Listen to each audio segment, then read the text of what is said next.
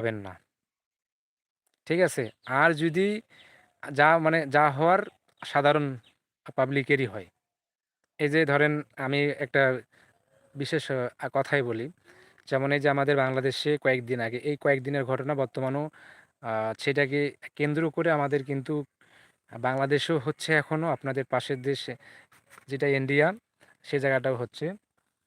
যেমন ধরেন এই যে দীপু দাসকে নিয়ে যে একটা বিষয় আ ঘটে গেল সেইটাকে কেন্দ্র করে ধরেন যে একটা বিষয় হয়ে গেল। দেখেন ওই বড়, বড় নেতারা কিন্তু হচ্ছে শুধু আপনার ফোনেই ভিডিওতে সাংবাদিকের সাথে সাক্ষাৎকার দিচ্ছে।